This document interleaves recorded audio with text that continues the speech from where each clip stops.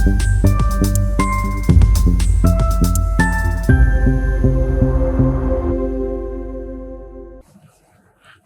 Friends, आता आपण GS3 हा जो पेपर आहे त्यामधला इकॉनॉमी हा जो विषय आहे आणि ॲग्रिकल्चर याचं डिस्कशन करणार आहे.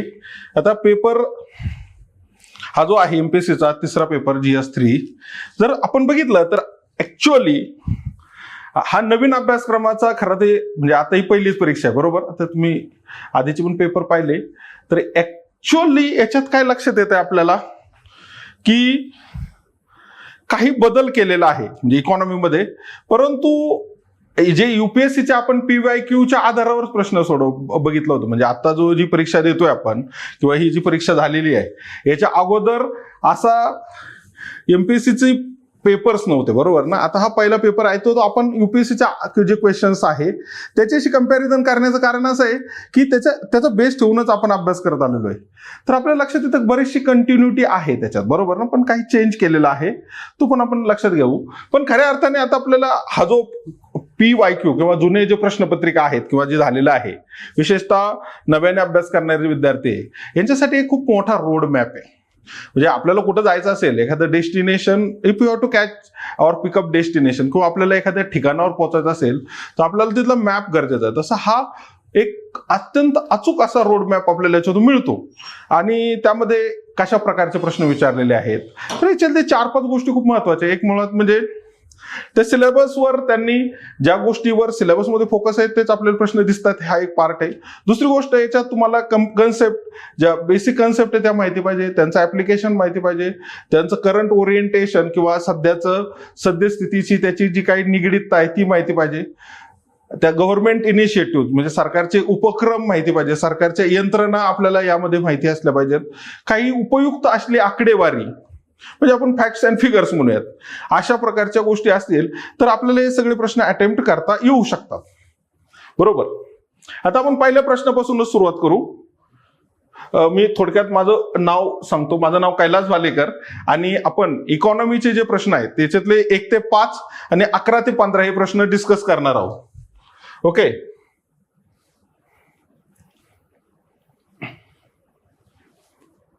आता याच्यातला पहिला जो प्रश्न आहे तो आहे भारतामध्ये सर्वसमावेशक विकासाला प्रोत्साहन देण्यासाठी राबवण्यात आलेली धोरणे आणि उपाययोजना स्पष्ट करा. आता एक लक्षात घ्या, सर्वसमावेशक विकास म्हणजे काय हा खूप महत्वाचा मुद्दा आहे. आपण जर बघितलं असेल की भारत हा जगातली सर्वात वेगाने वाढणारी अर्थव्यवस्था म्हणजे आपला GDP हा वेगाने विस्तारतो बरोबर ना. म्हणजे 7 ते 8% आता आपला GDP वृद्धी दर आहे, GDP वाढीचा दर. परंतु आपल्या लक्षात येत आहे की ह्या ज्या गोष्टी आहेत म्हणजे आधी एक काळ असा होता की भारताचा वृद्धी दर तितकासा नव्हता. म्हणजे आपण ज्यावेळेस नियोजनाला सुरुवात केली त्यावेळेस तो 3-4% होता. म्हणजे उदाहरणार्थ पहिली पंचवार्षिक योजना बघितली आपण तर त्याच्यात उद्दिष्ट 2.1% होतं आणि साध्य 3.6% होतं सरासरी. मग त्या तुलनेत हा बराच वाढलेला आहे. काही काळ आपला 8-9% आसपास सुद्धा GDP वाढलेला आहे, परंतु तो पर्कोलेट होत नाही. म्हणजे तो सर्वसामान्य लोकांपर्यंत किंवा सर्वपर्यंत पोहोचत नाही. याचा अर्थ वृद्धी होते, GDP वाढतोय, राष्ट्राचा स्थूल देशांतर्गत उत्पादन आहे त्याच्यामध्ये दरवर्षी वाढ घडून येते, परंतु ती सर्व लोकांपर्यंत पोहोचत नसेल तर त्यासाठी सरकारला विशिष्ट अशी धोरणं राबवण्याची गरज आहे बरोबर.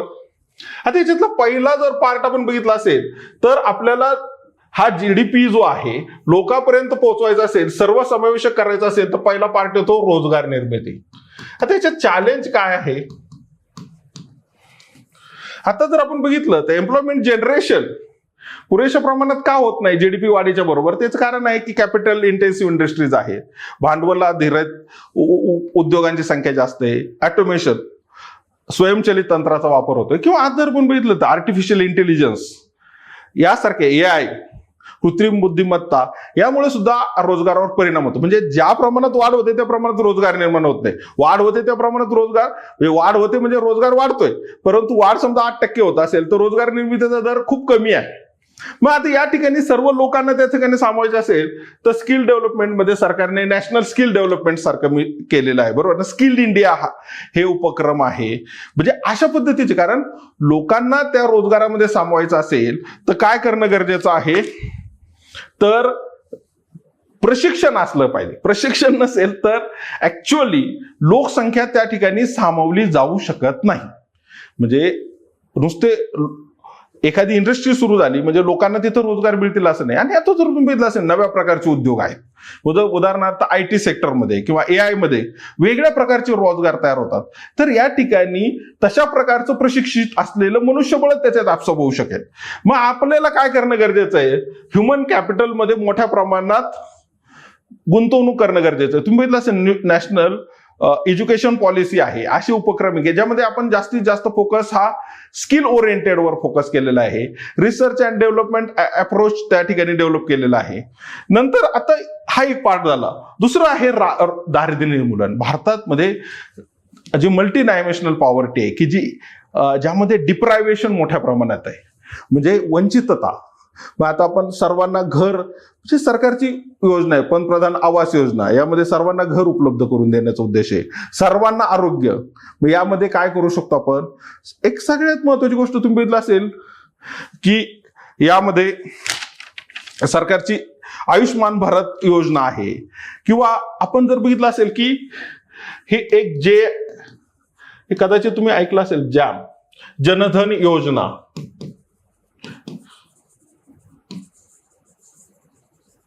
आधार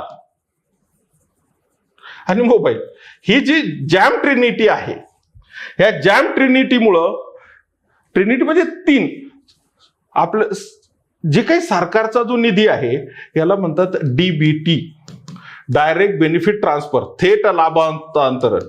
म्हणजे आतापर्यंत आपण बघितलं की सरकारच्या ज्या योजनांचे लाभ आहे ते लाभ थेट लोकांपर्यंत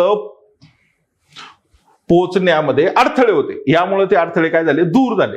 म्हणजे ह्या गोष्टीद्वारे सरकार काय करतंय, ते जे वृद्धी मुळे निर्माण झालेले जे लाभ आहे ते सर्वसमावेशक करण्यासाठी सरकार जनधन योजना, आधार, मोबाईल याद्वारे त्रिस्तरीद्वारे ते लाभ जनतेपर्यंत पोहोचवते. बरोबर? म्हणजे ह्या ज्या गोष्टी ह्या सुद्धा याच्यामध्ये मेन्शन करणं गरजेचं आहे. मग आता याच्यामध्ये तुम्ही जर बघितलं असेल की कोणताही उद्योग सुरू करायचा असेल, असं म्हटलं जातं की भारत हा स्वयंरोजगाराचा देश आहे. India is a country of self employed persons.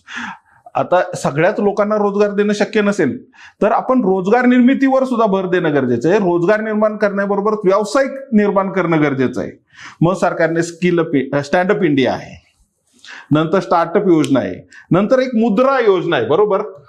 मुद्रा लोनद्वारे सुद्धा सरकार काय करतंय की जो घटक आहे की ज्याच्याकडं कमीत कमी भांडवल आहे परंतु त्याच्याकडे आयडियाज आहे, नवीन तंत्रज्ञान तो आत्मसात करू शकतो आणि त्याद्वारे त्याला स्वतःला रोजगार मिळण्याबरोबर तो इतर रोजगार तयार करू शकतो. अशा पद्धतीने सुद्धा याच्यामध्ये अप्रोच आहे.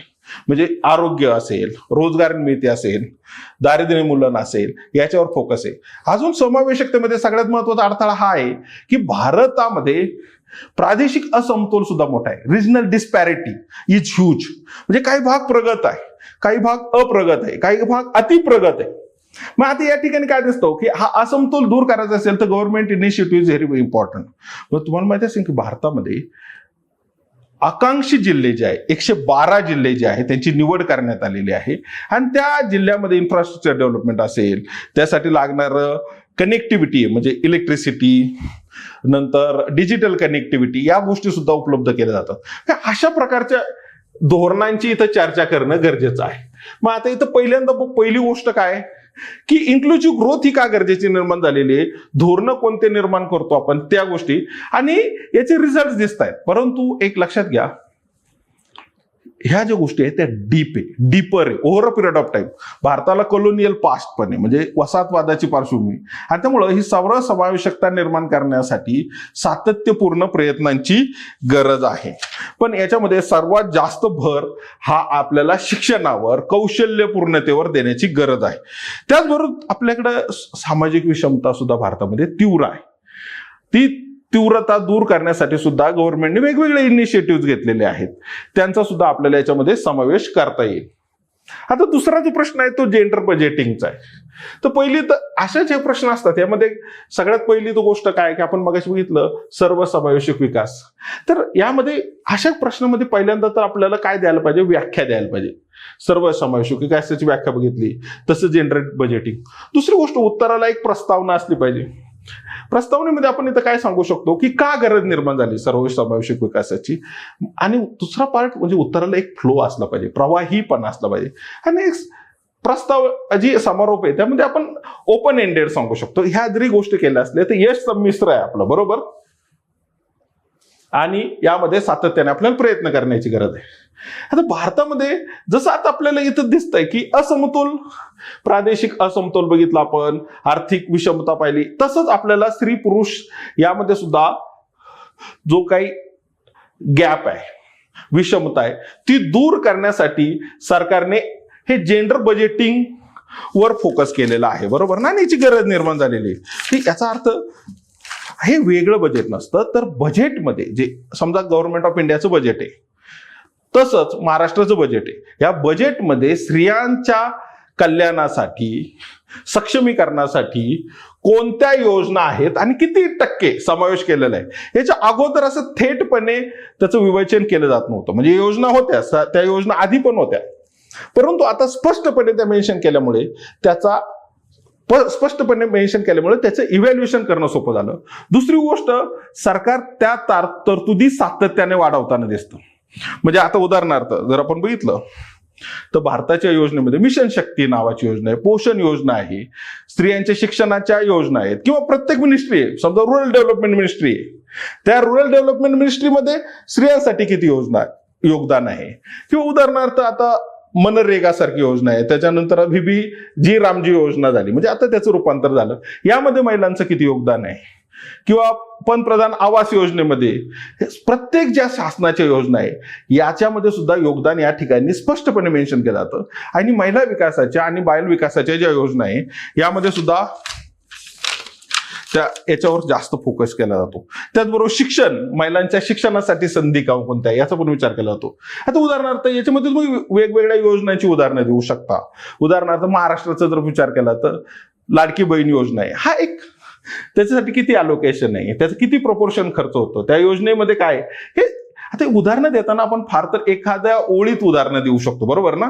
तर ही उदाहरणं भारताची, महाराष्ट्रातली उदाहरणं दिली तर आपल्या उत्तरातला आपण पुन्हा की त्याच्यातला की पॉइंट्स जास्त हायलाइट होतील, बरोबर. ते पण करणं गरजेचं आहे.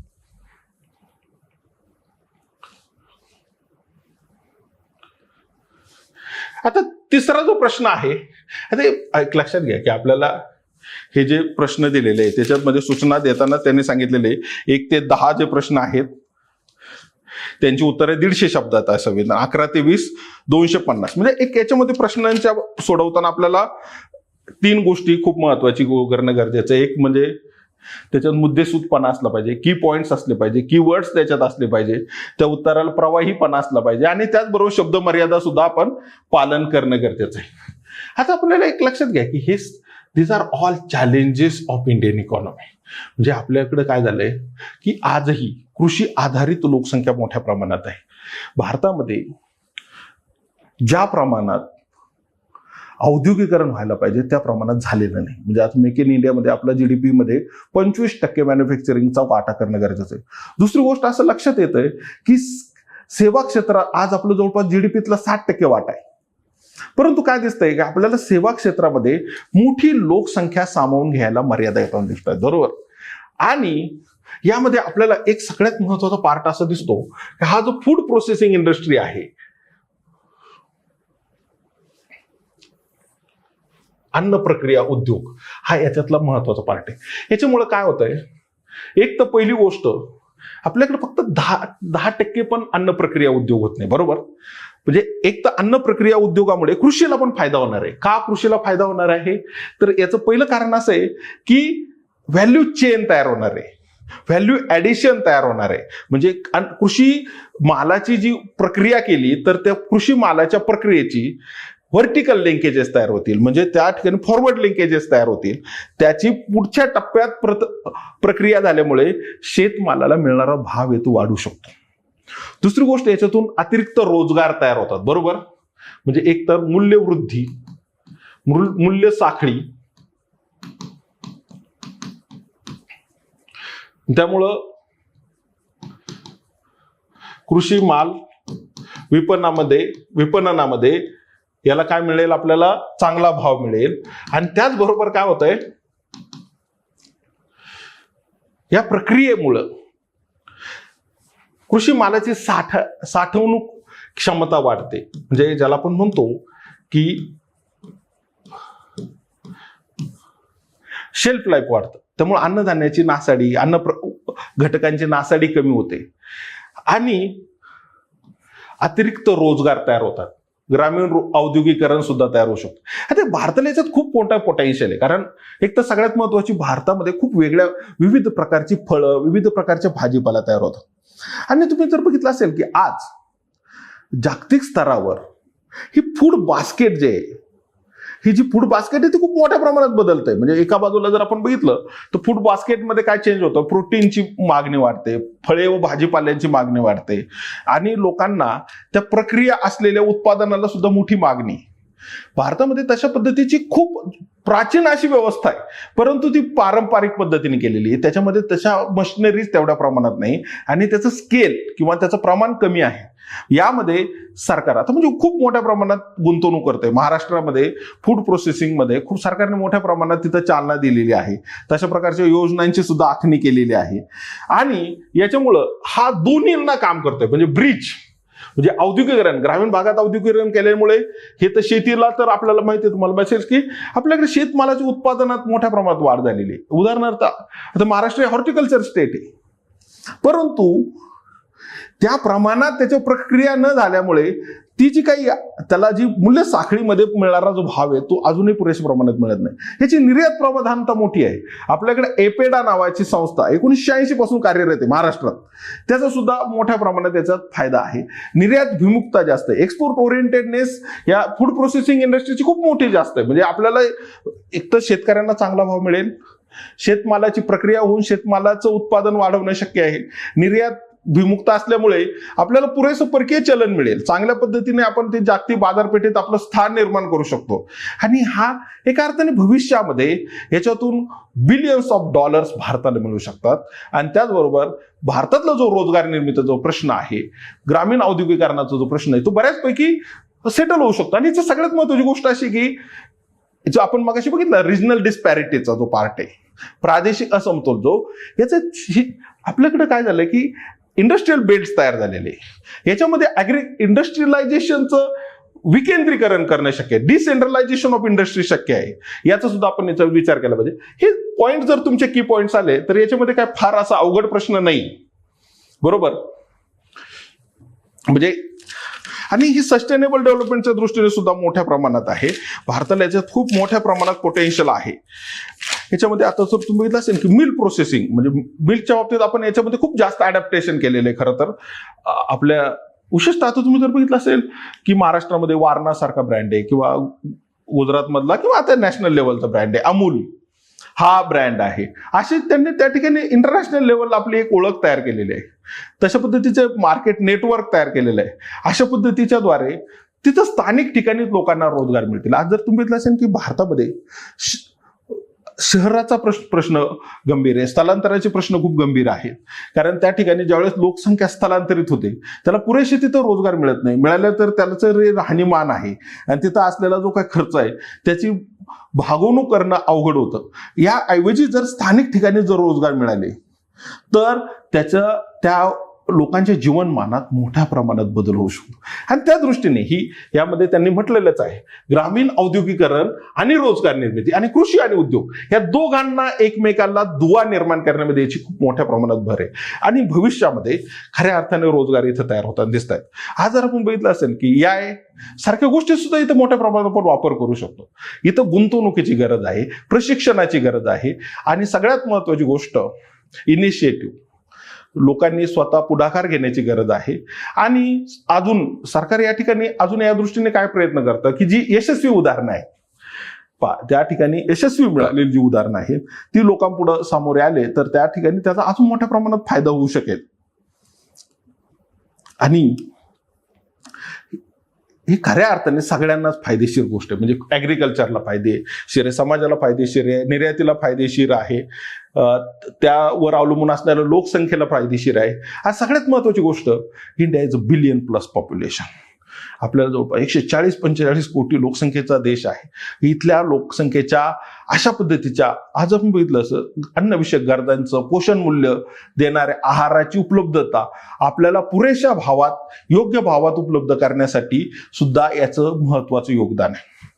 समजलं? फक्त यामध्ये तुम्हाला ह्या सगळ्या गोष्टी एकत्रित लिहिल्या पाहिजेत, पॉइंट वाईज लिहिलं पाहिजे, त्याला एक उत्तराला एक फ्लो असलं पाहिजे, त्याला एक अशी प्रस्तावना असणं गरजेचं आहे आणि त्याचबरोबर त्याला एक पुरेसा असं पॉझिटिव्ह ओरिएंटेड समारोप सुद्धा करणं गरजेचं आहे. ते ऍक्च्युअली खरंच अर्थाने पोटेन्शियल आहे आणि त्या दृष्टीने आपण बघितलं तर आपला सिलेबस हा महाराष्ट्र ओरिएंटेड आहे आणि महाराष्ट्रामध्ये यशस्वी उदाहरण आहे. म्हणजे उदाहरणार्थ महाराष्ट्रामध्ये शुगर इंडस्ट्री जी आहे खऱ्या अर्थाने फूड प्रोसेसिंग इंडस्ट्री आहे. याच्यामुळे कॉन्ट्रॅक्ट फार्मिंग झालेलं आहे, तिथं लोकांचं जीवनमानात मोठ्या प्रमाणात बदल झालेले आहे. ऍक्च्युअली भारताला खऱ्या अर्थाने महाराष्ट्राने खूप मोठी उदाहरण दिलेले आहे. ड्रायलँड आपण जर बघितलं तर ड्रायलँड फ्रूट प्रोडक्शन म्हणजे कोरडवाहू फळ पिकांचा सुद्धा मोठ्या प्रमाणात महाराष्ट्रात विस्तार झालेला आहे. त्याची प्रक्रिया उद्योग पण महाराष्ट्रात मोठ्या प्रमाणात आहे. परंतु त्याचं स्केल आणि जी नव्या प्रकारची लागणारी जी टेक्नॉलॉजी त्याची गरज आहे. आणि त्याचबरोबर सगळ्यात महत्वाची गोष्ट ही आहे की यासाठी लागणारी जी लॉजिस्टिक चेन जी आहे म्हणजे बाजारपेठे म्हणजे शेतमाल त्याची प्रक्रिया उद्योगातून बाजारपेठ आणि अगदी आंतरराष्ट्रीय बाजारपेठेपर्यंत लागणारे जे काही पायाभूत संरचना आणि ती जी लॉजिस्टिक चेन आहे ती अजूनही पुरेशा प्रमाणात झालेली नाही. निश्चितपणे याचा मोठ्या प्रमाणात आपल्याला फायदा होऊ शकतो आणि हे तुम्ही त्या ठिकाणी उत्तरामध्ये मेन्शन करू शकता. तर याच्यामध्ये आपल्याला हे उत्तर प्रश्न बघण्याचा एक सगळ्यात महत्त्वाचा उद्देश काय आहे की आपण अभ्यास कशा पद्धतीने केला पाहिजे. आता सध्या जर तुम्ही बघितलं असेल का पेपर 3 गोष्टींनी दिसतो. एक म्हणजे कन्सेप्च्युअल क्लॅरिटी पाहिजे, आपल्याला संकल्पना माहिती पाहिजे. दुसरी गोष्ट आपलं जे वाचन आहे विस्तारित वाचन असेल तर निश्चितपणे फायदा होतो. आता जर आपल्याला बघितलं असेल ही अनेक उदाहरणं तुम्ही वृत्तपत्रामध्ये पण वाचली असतील, अगदी पुस्तकामध्ये सुद्धा आपल्याला त्याची वाचण्याची गरज नाही, अशा प्रकारच्या गोष्टी आहेत. आणि आता तुम्ही जर बघितलं तर ह्या ज्या गोष्टी आहेत आपल्याकडं युनिक अकॅडमीचं यासाठी बुक पण आहे. तुम्हाला जर त्याच्यासाठी रेफरन्स पाहिजे असेल तर स्वप्नील लुकर्डे यांनी लिहिलेलं युनिक अकॅडमीचं पुस्तक पण त्यामध्ये तुम्ही रेफर करू शकता. समजलं? आता पुढचा जो प्रश्न येतो भूमी सुधारणा लँड रिफॉर्म्स. खरं तर लँड रिफॉर्म्स ही भारतामध्ये स्वातंत्र्योत्तर काळात खूप मोठ्या प्रमाणात त्याच्यावर फोकस केलेला आहे. बरोबर? याच्यात काय उद्देश आहे तर याचं कारण असं आहे की भारतामध्ये जमीनदारी पद्धती होती बऱ्याच ठिकाणी. बरोबर?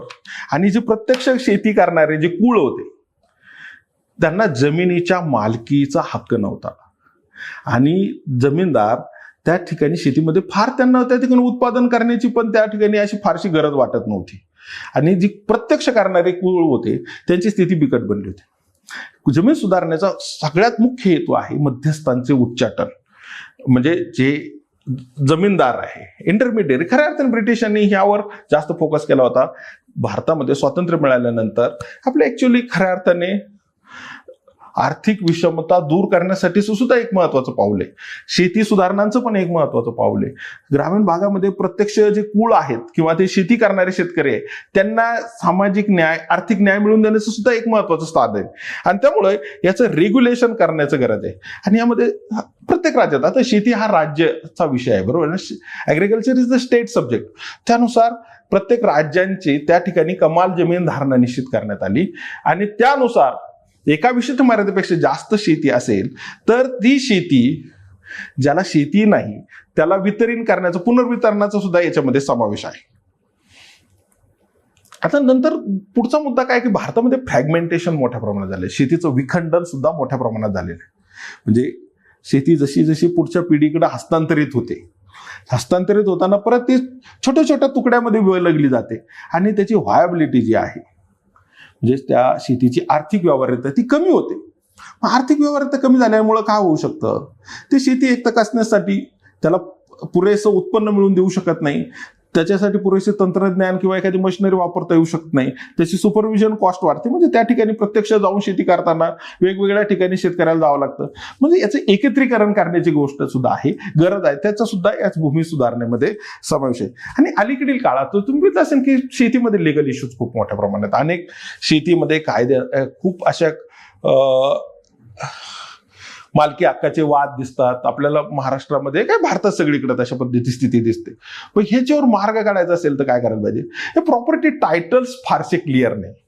म्हणजे शेतीची जी मोजणीची पद्धत आहे किंवा शेतीचं प्रत्यक्ष असलेलं आकारमान आणि त्याच्या इकडे जे असलेलं ते काय कागदपत्र जे आहे त्याच्यामध्ये बराचशी आपल्याला काय दिसतो, फरक दिसतो. परंतु आता याच्यामध्ये सुद्धा काय झालेलं आहे, डिजिटल टेक्नॉलॉजी आहे जी की आता आधुनिक तंत्रज्ञानाद्वारे आता आपण ड्रोनद्वारे त्या ठिकाणी त्याचं मोजमाप करू शकतो. आता जर महाराष्ट्रामध्ये जर पण बघितलं याचं खूप चांगलं काम केलेलं आहे, याच्यात खूप जास्त सुधारणा आहे. आता सगळे तुम्हाला उतारे त्या ठिकाणी ऑनलाईन मिळू शकतो. दुसरी गोष्ट मोजणी, आता मोजणी करताना त्याच्यात इतकी अचूकता आणलेली आहे, ड्रोन आहे आणि वेगाने त्या ठिकाणी मोजणीचं आहे. सरकारने मोजणीचं शुल्क कमी केलेलं आहे. याचं खूप अद्ययावत पद्धतीने संगणकीकरणामुळे त्या प्रॉपर्टी टायटल चांगल्या पद्धतीने मेंटेन होतात आणि शेतकऱ्याला त्या ठिकाणी फायदा आहे. आता दुसरा मुद्दा असा आहे की काही कायदे करण्याचा उद्देश चांगला असतो, परंतु काहीमुळे त्याच्यामुळे त्रुटी निर्माण होऊ शकतात किंवा शेतकऱ्यांना गैरसोय होऊ शकते. म्हणून महाराष्ट्राने आता जे गुंठेवारी वगैरे अशा कायद्याद्वारे त्याच्यात अजून सुरळीतपणा आलाय. म्हणजे छोटे छोटे आकाराची शेती सुद्धा त्याला 7/12 मोजणं शक्य होईल.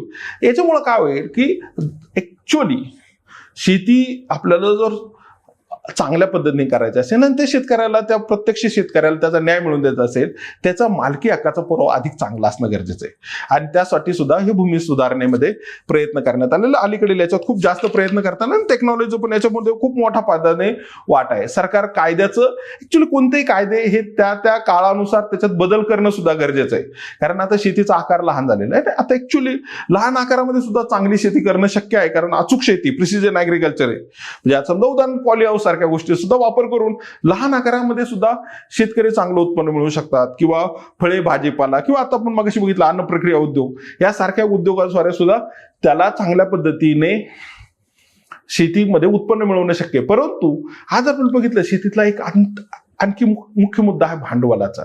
भांडवलासाठी त्याला त्या शेतमालाचं किंवा शेतीच्या आकारमानाबरोबरच त्याचं मालकी हक्क सुद्धा निश्चित असेल तर त्याला कर्ज मिळणं सोपं होतं. त्या व्यक्तीला त्या ठिकाणी त्याच्या भांडवल उभारणीसाठी त्याचा मदत होऊ शकते आणि त्या दृष्टीने सुद्धा याच्यामध्ये समावेश आहे. बरोबर. आता याच्यात आपल्याला एक लक्षात घ्या, आर्थिक उद्दिष्ट आपण बघितली, परिवर्तन झालंय का? झालंय. परंतु आता याच्यामध्ये काय अडथळे आहेत, म्हणजे उदाहरणार्थ सगळीकडे सारख्या प्रमाणात झालेलं नाही. आता तुम्हाला एक कदाचित हे ऐकलं असेल तुम्ही, ऑपरेशन बर्गा. ऍक्च्युली 1978 मध्ये पश्चिम बंगालमध्ये ऑपरेशन बर्गा नावाचं एक तिथल्या राज्यामध्ये त्यांनी एक कार्यक्रम राबवला. बरोबर. ह्याद्वारे बर्गा म्हणजे ते छोटे छोटे शेतकरी, बर्गेदार, त्यांना जमिनीचा मालकी हक्क मिळवून दिला. त्यामध्ये सरकारने खूप मोठी भूमिका घेतली, जनतेचा सहभाग लय लागला. ह्या बर्गेदारांना त्या शेतीत जमीनदाराकडून मालकी मिळवण्यासाठी लागणारे जे पैसे आहे, भांडवल आहे, ते पण उपलब्ध करून दिले. It is one of the most successful programme in India. हा एक आपण त्या ठिकाणी म्हणू शकतो साध्य झालं. आता सगळीकडे साध्य झालं, तो अजूनही आपल्याला जर दिसला असेल उत्तर भारतामध्ये तिथं यशस्वी झाले नाही. याचं कारण असं आहे की पहिल्यांदा शेतीमध्ये व्यक्ती हा घटक आणला, कुटुंब नाही आणला. त्यामुळे काय केलं की बऱ्याच कुटुंबाच्या नावावर शेती जी ती व्यक्तींच्या नावावर केली, कुटुंबातल्या अनेक घटकामध्ये विभागली गेली आणि त्यामुळे ती खऱ्या अर्थाने उद्देश सिद्ध साध्य झाला नाही. आणि त्यामध्ये कोणताही रोजगार, असं म्हटलं तर की कोणतीही योजना जशी चांगली असली पाहिजे तशी त्याची अंमलबजावणी चांगली असली पाहिजे. अंमलबजावणी सगळीकडे झाली नाही. आता परत हा शेती हा राज्यांचा विषय आहे. प्रत्येक राज्यात तशी यशस्वी झाली नाही. पण महाराष्ट्रामध्ये बऱ्यापैकी जमीन सुधारणा यशस्वी झालेला आहे आणि ही सुधारणा ही सातत्यपूर्ण गोष्ट आहे. म्हणजे याच्यामध्ये सातत्याने सरकारला काय करावं लागणार आहे, प्रयत्न करावं लागणार आहे. याच्यामध्ये लोकसहभाग सुद्धा महत्वाचा आहे, कारण हे सामाजिक परिवर्तनाचं पार्ट आहे. याच्यामध्ये समाज प्रबोधनाची सुद्धा मोठ्या प्रमाणात गरज आहे. त्या दृष्टीने सुद्धा करणं गरजेचं आहे. पण हे जर साध्य झालं तर निश्चितपणे it can transform Indian agriculture.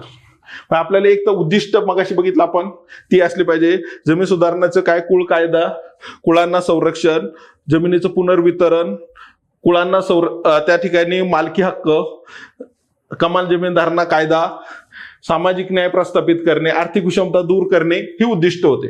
परिवर्तनामध्ये काय झालं तर तुम्ही पहा, जिथे यशस्वी झालं तिथं निश्चितपणे त्याचा फायदा आलेला आहे.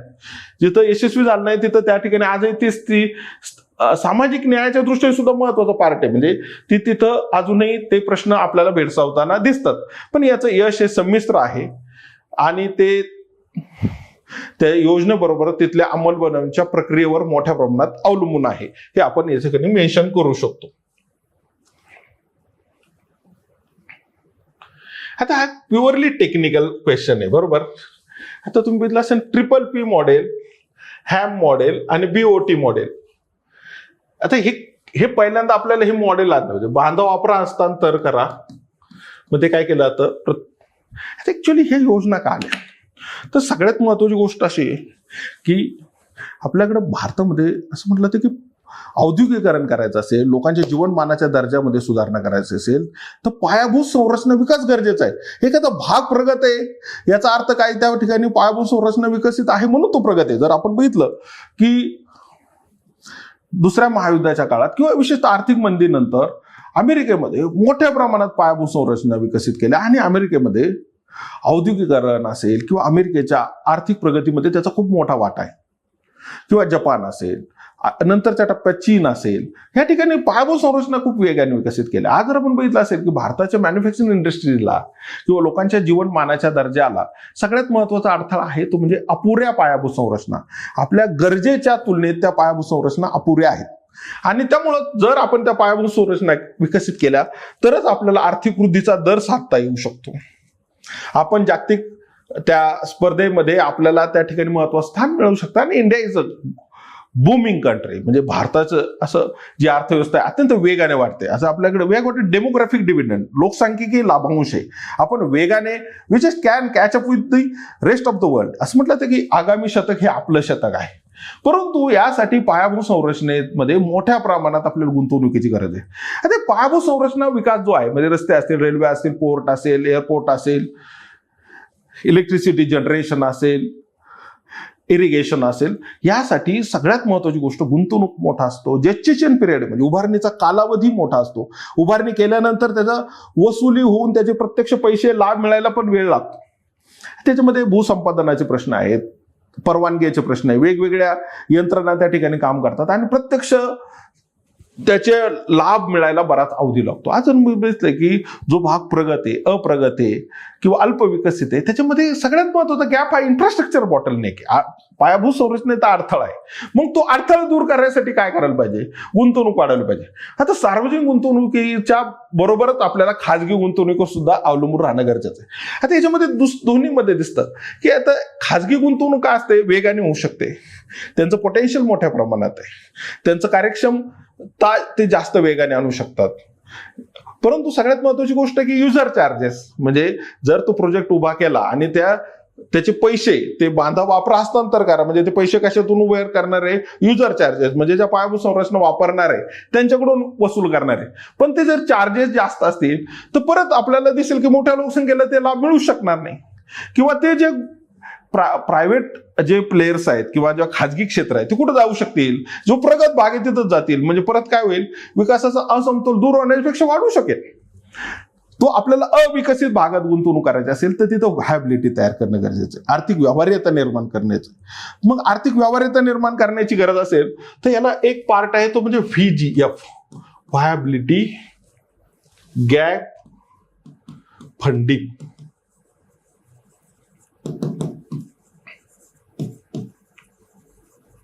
म्हणजे आर्थिक व्यवहार्यता आली तर काय होऊ शकेल, ते प्लेयर्स तिथं जाऊ शकतील. मग आर्थिक व्यवहार्यता निर्माण करण्यासाठी एक तर युजर चार्जेस वाढवणं शक्य नाही आपल्याला.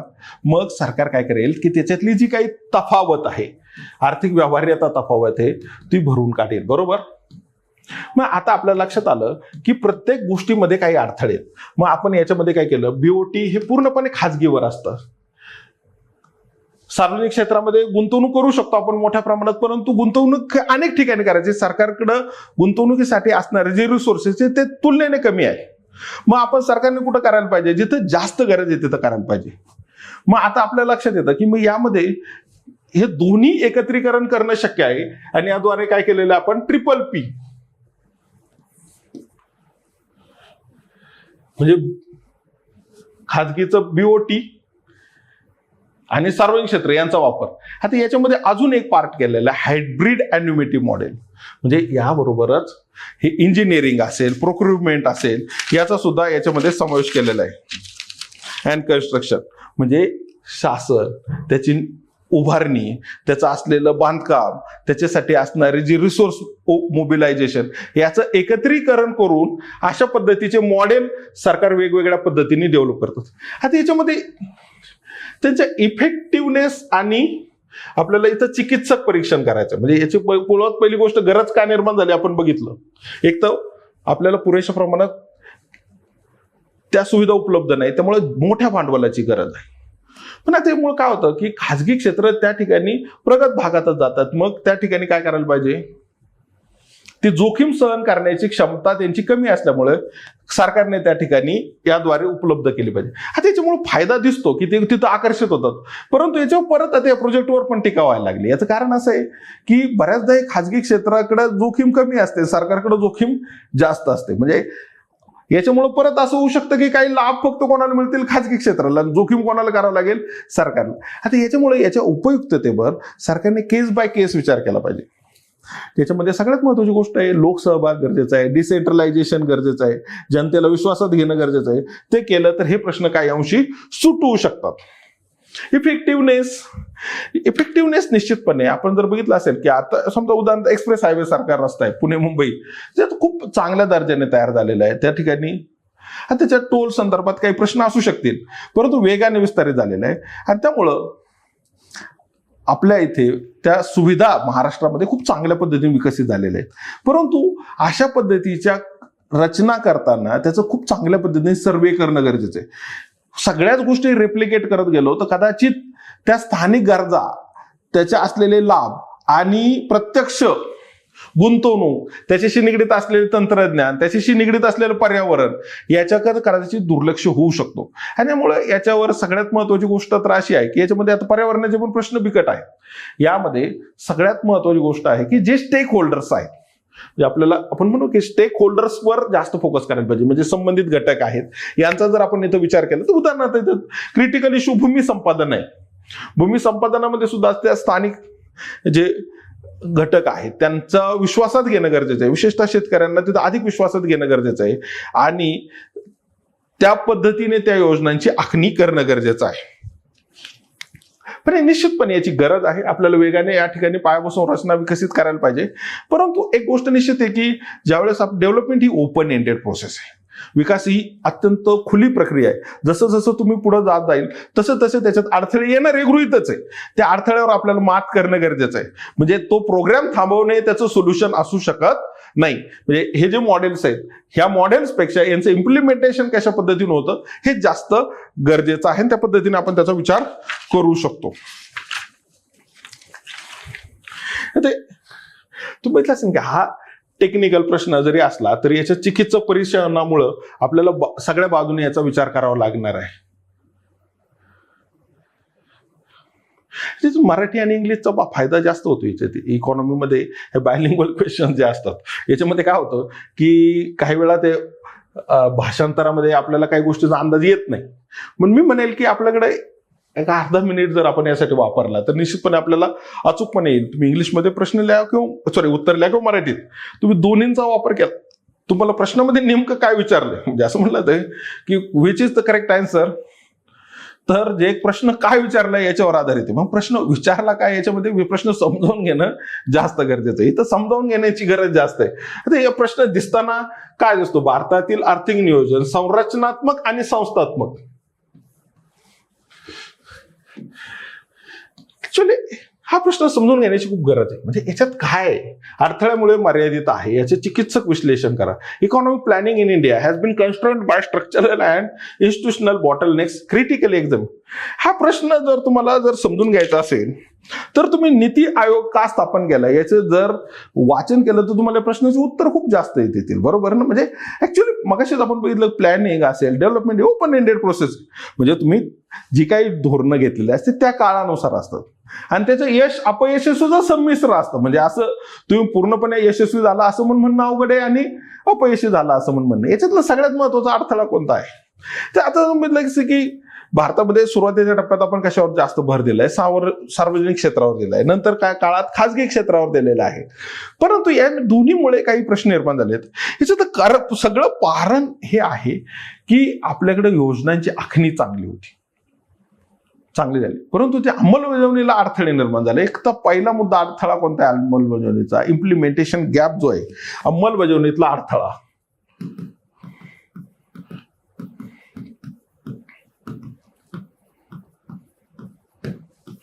तर भारत हा खूप मोठा देश आहे आणि खूप विविधता आहे. याच्यात खूप रिजनल डिस्पॅरिटी आहे, भौगोलिक विविधीकरण खूप मोठं आहे. म्हणजे इकॉनॉमिक डिस्पॅरिटी नाही, भौगोलिक वैविध्य खूप मोठं आहे. म्हणजे एकच गोष्ट जी आहे भारतातल्या गोष्टीसाठी तुम्ही राबवू शकत नाही. आणि त्यामुळे सुरुवातीच्या टप्प्यात जो टॉप डाऊन अप्रोच आहे, म्हणजे वर योजना ठरवली आणि तीच योजना राष्ट्रीय स्तरावर ठरवली योजना जर आपण ग्रामीण स्तरावर आणली किंवा स्थानिक स्तरावर आणली, तर त्यामध्ये सगळ्यात महत्वाचा पार्ट हा झाला की तिथली गरज वेगळी. समजा एखाद्या ठिकाणी दुष्काळाचा प्रश्न आहे, एखाद्या ठिकाणी महापुराचा प्रश्न आहे, हे ठिकाणचे प्रश्न वेगळ्या प्रकारचे. तुम्ही एका प्रकारे त्याची टॅकल करणं शक्य नाही, हा एक पार्ट आहे. आणि त्यामुळे ते धोरणामध्ये काय झालं की गॅप निर्माण झाला, म्हणजे अंमलबजावणी, म्हणजे योजना आणि प्रत्यक्ष अंमलबजावणी. आणि लोकांना ते योजना ज्या आहेत किंवा ते कार्यक्रम जे आहेत ते आपले वाटले नाहीत.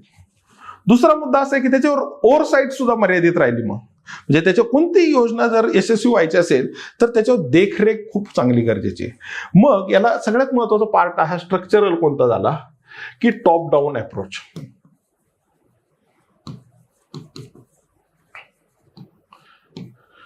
म्हणजे वरच्या स्तरावरून आखणी आणि स्थानिक ठिकाणी अंमलबजावणी. पुढचा मुद्दा काय? हा एक अप्रोच. आणि याचं सोल्युशन काय? डिसेंट्रलायझेशन. म्हणजे याचा अर्थ असा नाही की ही योजना टप्प्याटप्प्याने डिसेंट्रलायझेशन करण्यात आलेले. म्हणजे उदाहरणार्थ आज जर आपण बघितलं तर 73वी आणि 74वी घटना दुरुस्ती विकेंद्रीकरणात सगळ्यात महत्वाचा टप्पा आहे. म्हणजे अनेक जास्त पाणी पुरवठा असेल, स्वच्छता असेल, गृहनिर्माण असेल, अगदी आरोग्य असेल, शिक्षण असेल, हे थेटपणे आपण स्थानिक स्वराज्य संस्थांकडे त्याची अंमलबजावणीची प्रक्रिया दिली. त्यामुळे साहजिक त्याची आखणी, त्याच्यावर नियंत्रण, त्याची त्या ठिकाणी त्या युजर कोण आहे, टार्गेट ऑडियन्स कोण आहे किंवा त्याचा जो लाभार्थी कोण आहे त्याला कशा पद्धतीने निवड करायची, ते खऱ्या अर्थाने लोकांपर्यंत पोहोचतात का, त्याची गरज आहे का, त्याच्यात लिकेजेस तयार होतात का, याचा विचार याच्यामध्ये करता येऊ शकतो. दुसरी गोष्ट अशी आहे की प्रायव्हेट पार्टिसिपेशन खूप गरजेचं आहे आणि ते करताना त्या ठिकाणी परत त्याच्यावर नियंत्रण पण गरजेचं आहे. याचा पण या ठिकाणी प्रॉब्लेम निर्माण झाला. मग आता लक्षात येईल की आपण एलपीजी मॉडेल आणलं 1991 नंतर, हा धोरणात्मक निर्णय झाला. एलपीजी म्हणजे लिबरलायझेशन,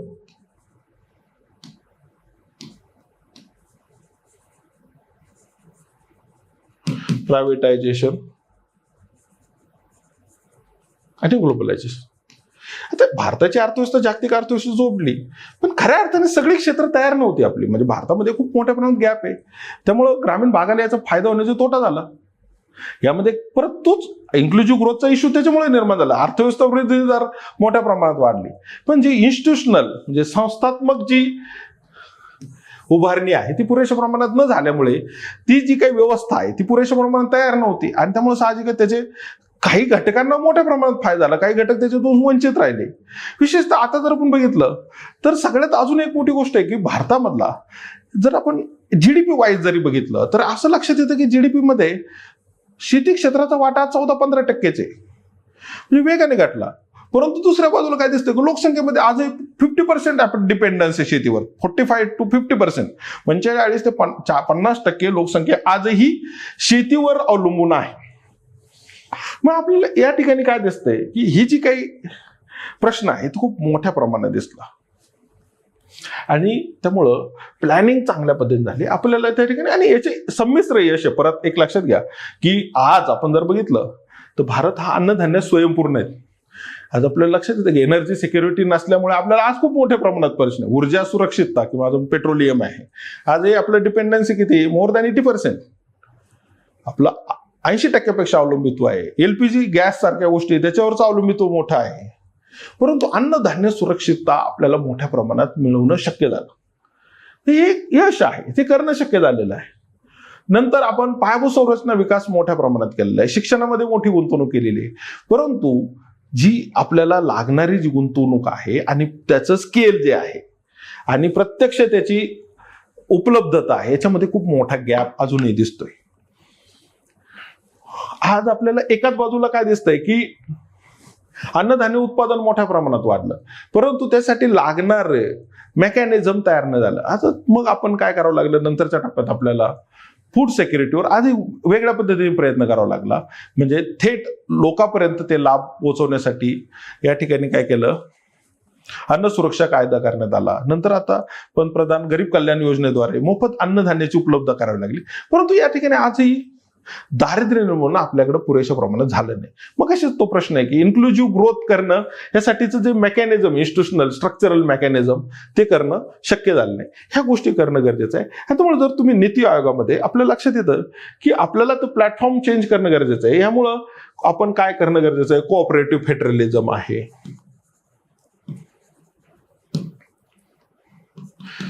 सहकार्यात्मक संघराज्य,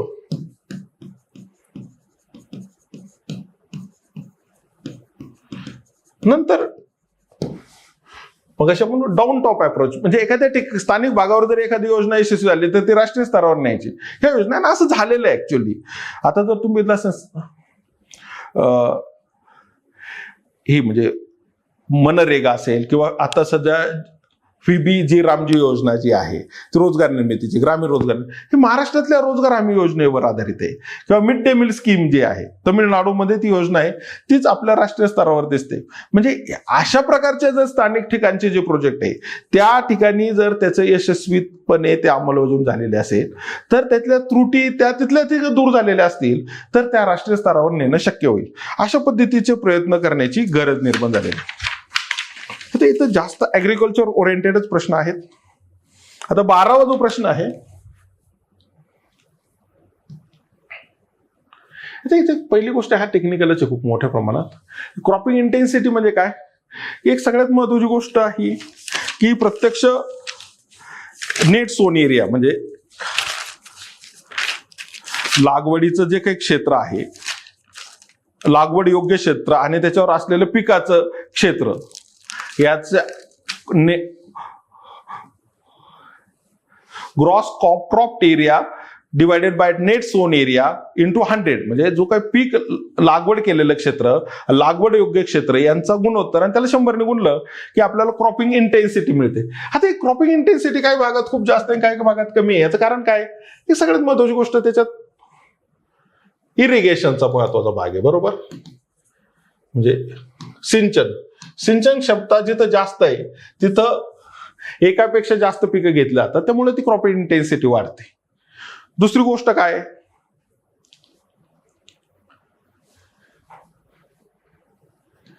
रिजनल व्हेरिएशन मध्ये सुद्धा इरिगेशन येतं, हवामानाशी निगडीत आहे. म्हणजे आता जर आपण बघितलं जिथे रेनफेड ऍग्रिकल्चर आहे, आता हे 5 मार्काला लिहायचा प्रश्न आहे साधारणतः, म्हणजे तो खूप कमी याच्यात. म्हणजे एक तर पहिली गोष्ट याची व्याख्या लिहिली, एक तर पहिलं कारण काय, इरिगेशन. ज्या ठिकाणी आता जर तुम्ही बघितलं असेल की ऊसासारखं पीक आहे, वॉटर इंटेन्सिव्ह क्रॉप आहे आणि ते इंटेन्सिटी त्याची कशी आहे, जास्त आहे. किंवा जो आपण म्हणतो की बागायत भाग आहे, त्या ठिकाणी एकापेक्षा जास्त पिकं घेणं शक्य आहे, परंतु या ठिकाणी इरिगेशनची गरज जास्त आहे. दुसरी गोष्ट रेनफेड ऍग्रिकल्चर जे आहे त्या ठिकाणी एकापेक्षा जास्त पिके घ्यायला मर्यादा येताना दिसतात. तिसरी गोष्ट, असा काही भाग आहे की तिथं पाण्याचं प्रमाण कमी आहे परंतु त्या ठिकाणी बाजारपेठेचं सानिध्य आहे. अशा ठिकाणी काय केलेलं आहे, ठिबक सिंचनासारख्या सुविधा केलेल्या आहे, अचूक शेतीसारख्या प्रयोगाद्वारे सुद्धा तिथली क्रॉपिंग इंटेन्सिटी त्याच्यावर फरक पडलेला आहे. या सगळ्या गोष्टी तुम्ही त्या ठिकाणी सांगणं गरजेचं आहे. पुढचा पार्ट एक छोटे प्रश्न आहेत. पीक निवडीवर हवामान जोखीम आणि सिंचन उपलब्धता. आता कोणतं पीक घ्यायचं, तर तुम्ही बघितलं असेल की वॉटर इंटेन्सिव्ह क्रॉप कुठं बघितलं तर साधारणतः पीक निवडीवर तुम्ही कोणत्या भागात कोणती पिकं घेतला, तर त्याच्यामध्ये 2च गोष्टी खूप महत्वाच्या असतात. क्लायमेट म्हणजे शेती, एखादं पीक कोणत्या भागात घ्यायचं हे त्या ठिकाणी या 2 गोष्टीवरच निकषित होतं. मग याच्यात आपल्याला फक्त उदाहरणं देणं गरजेचं आहे. ज्या ठिकाणी सिंचनाच्या सुविधा चांगल्या आहे, या ठिकाणी आता समजा उदाहरण वॉटर इंटेन्सिव्ह क्रॉप घेतलं जातं, ऊसासारखं पीक आहे. किंवा आता जर आपण बघितलं तर की भारतामध्ये वायव्य भारत आहे की तिथं फूड आपण म्हणतो India, it is India's food bowl, म्हणजे पंजाब आहे, हरियाणा आहे, हिमाचलचा काय भाग आहे, उत्तर प्रदेशचा पश्चिम भाग आहे, तिथं मोठ्या प्रमाणात आपल्याला कोणतं दिसतंय, व्हीट अँड राईस अशा पद्धतीची क्रॉपिंग पॅटर्न तिथं दिसतोय. आता ऍक्च्युअली याच्यामध्ये दोन गोष्टी सांगणं गरजेचं आहे. याचा परिणाम झालेला आहे, स्ट्रेट फॉरवर्ड क्वेश्चन आहे, परंतु क्लायमॅटिक रिस्कमुळे याच्यामध्ये सुद्धा याची गरज आहे. म्हणजे उदाहरणार्थ तुम्ही जर बघितलं असेल की एक तर पहिली गोष्ट आज जागतिक हवामान वाढीचा धोका आहे, दुसरी गोष्ट हवामानामध्ये मोठ्या प्रमाणात बदल होताना दिसत आहेत. त्यामुळे पीक पद्धतीमध्ये व्हेरिएशन आणणं सुद्धा गरजेचं आहे. म्हणजे एकतर आता इथं जर आपण बघितलं क्रॉपिंग पॅटर्न, इथं क्षारपड जमिनी निर्माण झालेल्या आहेत, याचा पण विचार केला पाहिजे. मग आता इथं रिसर्चची सुद्धा गरज आहे. रिजिलियंट ऍग्रिकल्चर करणं गरजेचं आहे. म्हणजे आपण म्हणूया की पाण्याचा ताण सहन करणारी, क्षारता सहन करणारी, तापमान वाढीचं संकट सहन करणारी पीक पद्धती निवड करणं गरजेचं आहे. आता ऍक्च्युली हा अजून भारतामध्ये खऱ्या अर्थाने तेवढ्या प्रमाणात याचा विचार केलेला नाही, परंतु आता तुम्ही म्हणता असेल की हीच गोष्ट आहे green revolution to second green revolution. याचं पण तुम्ही उदाहरण देऊ शकता की ग्रीन रिव्होल्युशन मध्ये आपण काय केलं, हरित क्रांतीमध्ये सुधारित बियाणे, सिंचन आणि कीटकनाशके याचा एकत्रित विचार करून त्या ठिकाणी हवामानाचं उत्पादन वाढवणं. पण आता आपल्याला काय करणं गरजेचं आहे, तर अचूक शेती करणं गरजेचं आहे. सॉइल हेल्थ मॅनेजमेंटचा विचार करणं गरजेचं आहे. शेतीच्या जमिनीचा पोत पाहून त्या ठिकाणी पिकाची निवड करणं गरजेचं आहे. नंतर पश्चिम भागाबरोबर पूर्व भागाचा विचार करायला पाहिजे. उदाहरणार्थ आपण ही सेकंड ग्रीन रिव्होल्युशन, दुसरी हरित क्रांती ही पूर्व भागावर आधारित आहे भारताच्या, म्हणजे बिहार असेल किंवा बंगालचा काही भाग किंवा आपण म्हणू ईशान्य भारताचा भाग, इथं सुद्धा आपण फोकस करणं गरजेचं आहे. त्याचबरोबर पीक पद्धतीमध्ये रिसर्च करणं गरजेचं आहे. पिकाची निवड अगदी काळजीपूर्वक करण्याची गरज आहे, याचा पण विचार करणं गरजेचं आहे. म्हणजे ह्या दोन पार्ट एक म्हणजे कसा होतो हा एक भाग आहे, आणि भविष्यातल्या काही गोष्टी तुम्ही त्या ठिकाणी मेन्शन केल्या तर तुमचं उत्तर कधी अधिक चांगलं कसं करता येईल याच्यावर तुम्ही फोकस केला पाहिजे. आता तीच गोष्ट याच्यात ऍक्च्युली हाच एक प्रश्न त्याने वेगवेगळ्या पद्धतीने विचारलाय किंवा त्याचे पार्ट केलेले. आता वॉटर इंटेन्सिव्ह क्रॉप भरड धान्य का करणं गरजेचं आहे. ऍक्च्युली तुम्ही बघितलं असेल भारतामध्ये एकाच वेळेस वॉटर इंटेन्सिव्ह क्रॉप्स मोठ्या प्रमाणात घेतले जातात. तर याच्यामध्ये सगळ्यात महत्त्वाची गोष्ट अशी आहे की आता आपल्याकडे काय झालेलं आहे, पाण्याचा प्रश्न खूप तीव्र बनतोय, बरोबर ना. विशेषतः आता उदाहरणार्थ फूड बाउलमध्येच क्लायमेट चेंजनुसार याच्यात खूप मोठ्या प्रमाणात प्रॉब्लेम निर्माण होण्याची शक्यता निर्माण झालेली, की जी काही बारमाही आपली हिमालयन रिव्हर सिस्टम जी आहे, म्हणजे बारमाही वाहणारी हिमालयातल्या नदी प्रणाली जी आहे, बरोबर, त्याचा सुद्धा याच्यावर परिणाम होऊ शकतो. किंवा आता हवामान बदलामुळे किंवा जागतिक तापमान वाढीमध्ये ते बर्फाचं वितळण्यामध्ये जर प्रमाण वाढलं तर याच्यावर सुद्धा परिणाम होऊ शकतो. आणि त्यामुळे वॉटर इंटेन्सिव्ह क्रॉपला आपल्याला काहीतरी पर्याय निर्माण करणं गरजेचं आहे. आता एक तर ते ज्या ठिकाणी अशा पद्धतीचं पीक पद्धती केली तर काय होईल की एक तर पहिली गोष्ट आपल्याकडे अनेक ठिकाणी वॉटर टेबलचा निषेध निर्माण झालेला आहे. म्हणजे खूप जास्त पाण्याचा उपसा केला तर तिथले स्थानिक ठिकाणची पाण्याचं दुर्भिक्ष निर्माण होण्याची भीती निर्माण होईल. भविष्यात ड्रॉट तयार होऊ शकतात किंवा त्या ठिकाणी वॉटर टेबल किंवा जलपातळी खूप खाली जाऊ शकते आणि भविष्यातल्या ते पीक पद्धतीवर किंवा पीक निवडीवर परिणाम होऊ शकतो. त्यामुळं आपण या ठिकाणी याच्यावर पर्याय निर्माण करणं गरजेचं आहे. पण आता याच्यामध्ये एक तर सगळ्यात महत्त्वाची गोष्ट अशी आहे की याच्यामध्ये टप्प्याटप्प्यानं जाणं गरजेचं आहे. परंतु सध्या भरड धान्य ही एकतर मुळात ही रिजिलियंट आहे, म्हणजे वाढत्या तापमानाला सहन करू शकतात. यांचं त्या ठिकाणी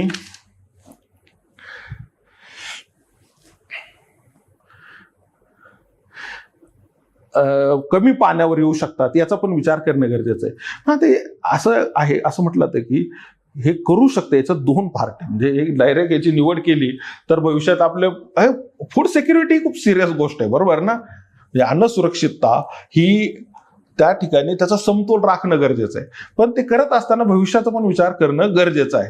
त्यामुळे भरड धान्याला सरकार जास्तीत जास्त प्रोत्साहन देत आहे आणि भरड धान्याची मागणी दिवसेंदिवस वाढत चालते, कारण याची आरोग्यविषयक घटक खूप चांगले आहेत. आणि त्याचबरोबर हे पिकं जी पद्धती आहे ती पर्यावरणपूरक आहे. आणि त्याचं आता याच्यामधलं आपण उत्पादन खर्चामध्ये सुद्धा खूप घट आणणं शक्य आहे आणि त्याची आर्थिक व्यवहार्यता वाढवणं सुद्धा शक्य आहे. हे 4-5 पॉईंट याच्यात येणं गरजेचं आहे आणि हा प्रश्न पण 5च मार्काला विचारलेला आहे.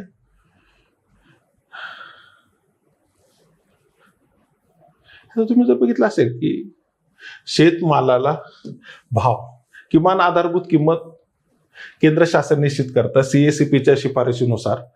आता यामध्ये बफर स्टॉक हा सुद्धा खूप महत्वाचा पार्ट आहे. सरकार अन्नधान्याच्या किमतीचं स्थिरीकरण राहण्यासाठी तो एक साठा मॅनेज करतं आणि फूड इन्फ्लेशन म्हणजे अन्नधान्याच्या किमती. यामध्ये आपल्याला काय दिसतं की किमान आधारभूत किंमत हे तिन्ही गोष्टी एकमेकाशी निगडीत आहे. म्हणजे किमान आधारभूत किंमत ठरवताना सरकारला उत्पादन खर्च, शेतकऱ्याला मिळणारा मोबदला आणि त्या पिकाचं प्रत्यक्ष मागणी आणि त्याचं भविष्य याच्या किमतीवर होणार परिणाम याचा विचार करावा लागतो. बरोबर. आता एक तर पहिली गोष्ट, भारतामध्ये किमान आधारभूत किंमत ठरवण्यामध्ये खूप आपण म्हणू की चॅलेंजिंग गोष्ट आहे. याचं कारण प्रत्येक भागामध्ये उत्पादन खर्चामध्ये मोठी तफावत दिसते. बरोबर. दुसरी गोष्ट आहे बफर स्टॉक ऑपरेशन. याला खरं तर पूरक आहे. म्हणजे ऍक्च्युअली किमान आधारभूत किंमत शासनाने निश्चित केल्यानंतर त्या किमतीला शेतमाल विकला जाण्यासाठी त्या बाजारपेठेतलं इंटरव्हेन्शन जे म्हणजे बाजारपेठेतला हस्तक्षेप जो आहे तो असेल तर त्या किमतीची अंमलबजावणी चांगल्या पद्धतीने करणं शक्य आहे. यासाठी ते बफर स्टॉक ऑपरेशन खूप गरजेचं आहे. राखीव साठा धोरण म्हणजे सरकार काय करतं की फूड कॉर्पोरेशन ऑफ इंडिया ज्यावेळेस अन्नधान्याचं उत्पादन मोठ्या प्रमाणात होतं, किमती खाली येण्याची शक्यता असते, अशा वेळी तो साठा विकत घेतं आणि योग्य प्रमाणात ठेवतं. आणि ज्यावेळेस एखाद्या वेळेस शॉर्टेज तयार होतं त्यामुळं बाजारपेठेतल्या उत्पादकाला नाही तर आता या ठिकाणी माल कोणाकडे, व्यापाऱ्याकडे, की अन्नधान्यात मोठ्या प्रमाणात किमतीत वाढ झाली किंवा फूड इन्फ्लेशनरी फॅक्टर्स तयार झाले तर तो शॉर्टेज रोखण्यासाठी राखीव साठा असेल तर फूड कॉर्पोरेशन ऑफ इंडियाद्वारे काय केलं जातं, तो बाजारपेठेत आणला जातो. आणि त्यामुळे या दोन्ही गोष्टींचा समतोल राखणं त्यामुळे शक्य आहे. पण आता ऍक्च्युअली सरकारला किंवा आपण म्हणू की शासकीय ज्या यंत्रणा आहे सगळ्याच ठिकाणी हस्तक्षेप करायला मर्यादा आहेत. म्हणजे उदाहरणार्थ ही जास्त आपलं कोणत्या फूड क्रॉपच्या बाबतीत जास्त चांगल्या पद्धतीने म्हणजे उदाहरण विशेषतः 2च पिकाच्या बाबतीत अधिक चांगल्या पद्धतीने राबवलं जातं ते म्हणजे गहू आणि भात. बाकीच्या बाबतीत सरकार स्वतः या गोष्टीची राबवणूक करण्याऐवजी नाफेड सारख्या यंत्रणाद्वारे हे करतं. कारण नाफेड ही काही शासकीय यंत्रणा आहे, ती एक सहकारी संस्था आहे, याद्वारे बाजार हस्तक्षेप करतं. परंतु यामध्ये दोन्हींचा एकत्रित विचार करण्याची गरज आहे. हा तंत्रज्ञानाचा प्रश्न आहे. याच्यात आपण याच्याऐवजी पुढचा प्रश्न बघू.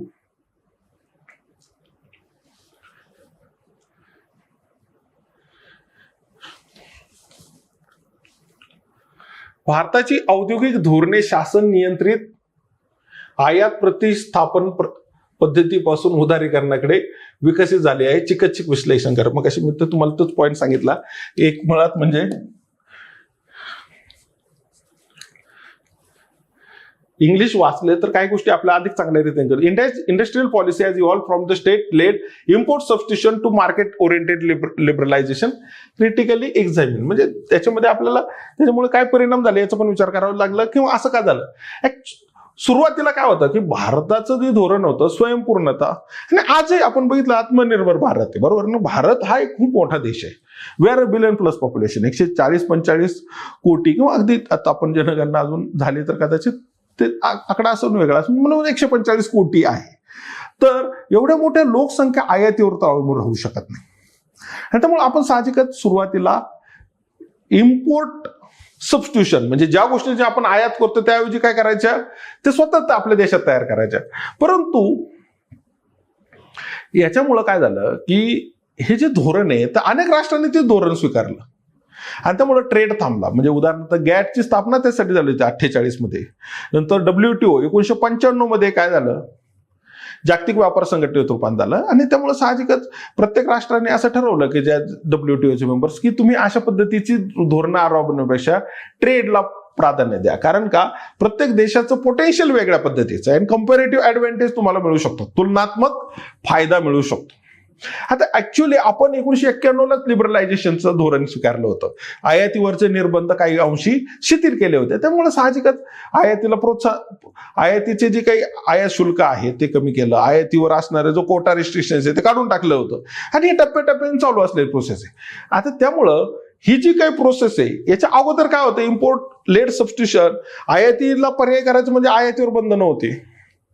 नंतर किती गोष्टींची आयात करायची ते सरकार ठरवायचं, कोणत्या गोष्टीची आयात करायची ते ठरवायचं. आणि त्या आयातीवर मोठा कर होता. म्हणजे शक्यतो ते इतका टक्के कर असायचा की ते आयात इथं आपल्या भारताच्या मालाच्या स्पर्धेत टिकणारच नाही अशा पद्धतीनं ते धोरण होते. आणि याचा उद्देश असा होता की आपल्या उत्पादकांना त्या ठिकाणी स्पर्धेपासून संरक्षण देणं. पण याचे फायदे हे झाले की आपण वेगाने काही गोष्टी करू शकलो, परंतु आपल्याकडे शॉर्टेज तयार झालं. कारण का, तर प्रत्येक गोष्ट स्वतः तयार करण्याला काही मर्यादा आहेत. काही गोष्टींचं तंत्रज्ञान विकसित व्हायला पण मर्यादा आहे. आणि त्यामुळं साहजिकच याचं शॉर्टेज तयार झालं. आणि त्यामुळं आपल्याला ते भरून काढायचं असेल किंवा आपल्याला तशा पद्धतीची दुसरी गोष्ट, आपल्या उद्योगांची स्पर्धात्मकता कमी झाली. आणि त्यामुळं 1991 नंतर खाजगी क्षेत्राला चालना दिली, जागतिकीकरणाला चालना दिली आणि आयातीवरचं परकीय आपण काय केलं की परकीय गुंतवणूकदाराला चालना दिली. म्हणजे उदाहरणार्थ आपण आयात करण्याऐवजी आपण काय करायचं ठरवलं की परकीय गुंतवणूकदार, परकीय भांडवल इथं आकर्षित केलं, तंत्रज्ञान विकसित केलं, तर आपण याच गोष्टी इथं तयार करून परदेशी निर्यात पण करू शकतो. एक्सपोर्ट लेड ग्रोथ याच्यावर आपण फोकस केला. बरोबर. आता याच्यामुळं काय परिणाम झाला, म्हणजे सबस्टिट्यूशन मार्केट ओरिएंटेड लिबरलायझेशन, म्हणजे आयातीवरची बंधनं काढली.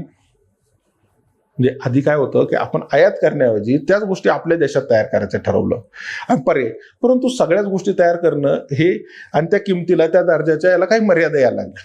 त्यामुळे आपल्या उद्योगांची स्पर्धात्मकता कमी झाली. स्पर्धेपासून त्यांना संरक्षण असल्यामुळे त्यांच्या स्पर्धात्मकतेला काही फारशी चालना मिळाली नाही. दुसरी गोष्ट, देशामध्ये त्याची टंचाई निर्माण झाली आणि जागतिक स्तरावर त्याच गोष्टीत अनेक राष्ट्रांनी धोरणं केल्यामुळे निर्यातीवर पण परिणाम झाला. आता WTOचं मेंबर झाल्यानंतर आपल्याला या गोष्टीवर तर आता बंधनं आणणं शक्य झालं, आणता येणार नाहीत म्हणल्यानंतर आपण काय केली, निर्यात आयात आपण टप्प्याटप्प्याने खुली केली आणि स्पर्धेला चालना दिली, परकीय गुंतवणुकीला चालना दिली, परकीय तंत्रज्ञानाला चालना दिली. त्यामुळे भारताचा खरं तर आर्थिक वृद्धी दर वाढला, खाजगी क्षेत्रातली उत्पादक क्षमता वाढली, निर्यातीला चालना मिळाली. पण आता याच्यामुळे सगळे चांगले परिणाम नाही निर्माण झाले. एक मुळात म्हणजे याच्यामुळे काय झालंय आपल्याला की हे जे काही परकीय गुंतवणूक आली, परकीय तंत्रज्ञान आलं किंवा खाजगी क्षेत्राचा मोठ्या प्रमाणात वाटा वाढला, मोठे उद्योग आधी खाजगी सार्वजनिक क्षेत्राला होते, आता ती खाजगी क्षेत्राला मिळाली. या ठिकाणी आपण म्हणून स्वयंचलित तंत्राचा वापर जास्त.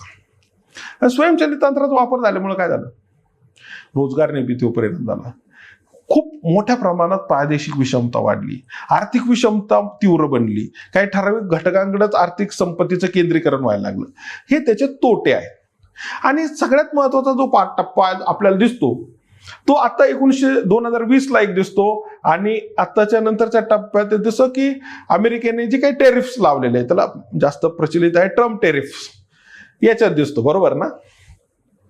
2020 मध्ये काय झालं की ज्यावेळेस कोविड आलं, कोविडमध्ये काय केलं की अनेक राष्ट्रांनी आपल्या देशाला चालना देण्यासाठी त्या गोष्टी निर्यात करण्याऐवजी आपल्या देशातच ठेवण्याचा प्रयत्न केला. मग त्याचे शॉर्टेज तयार झालं. आपण मग त्यासाठी आत्मनिर्भर भारत आणलं. आता WTO जी काही स्थापना झाली होती किंवा त्याची जी काही व्यवस्था होती याच्यामध्ये अमेरिकेचा मोठा वाटा होता, परंतु ही रूल बेस्ड ट्रेड ऑर्डर जी आहे, म्हणजे नियमावर आधारित व्यापाराची जी काही पद्धती आहे, याला अमेरिकेनेच त्या ठिकाणी काय केलं, एका अर्थाने त्याला विस्कळीत केली आणि एक नवी ऑर्डर तयार व्हायला लागली. मग आपल्याला परत त्याच्या त्रुटी जाणवताना दिसतात. म्हणजे आपल्याला आज आपले निर्यात, आपले उत्पादन पद्धती परत रिस्ट्रक्चर करून वेगळ्या पद्धतीने ह्या नव्या ऑर्डरशी जुळून घेण्याचे प्रश्न निर्माण झालेले आहेत. म्हणजे याच्यामध्ये आपल्याला हे सगळे अंगाने त्या ठिकाणी विश्लेषण करणं गरजेचं आहे. म्हणजे एक तर पहिली गोष्ट पार्श्वभूमी, कधीचा पार्ट दिसतो आपल्याला 1951 ते 1991, 1956ची याच्यात इंडस्ट्रियल पॉलिसी येते, 1991ची इंडस्ट्रियल पॉलिसी याच्यात येते, नंतर आपण म्हणूयात की 2020चं दिसतं आणि 2025 अमेरिकन ट्रेड, ह्या सगळ्या टप्प्यात मिळले. आणि क्रिटिकली एक्झाम मध्ये काय करायला पाहिजे,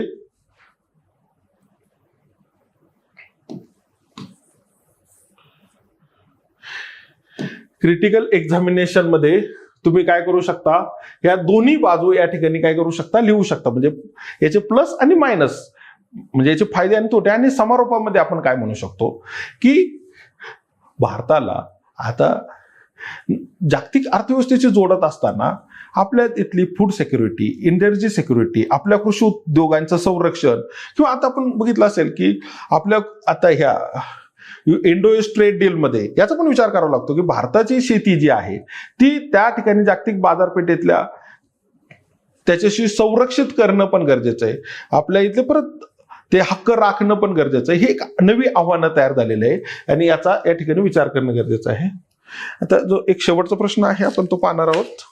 वाढवण बद्दल जे आहे, आता तुम्ही तर बघितलं, पण मगाशी जो बघितला तोच मुद्दा आहे की पायाभूत संरचना आपण खूप मोठ्या प्रमाणात विकसित करणं गरजेचं आहे, एक पार्ट.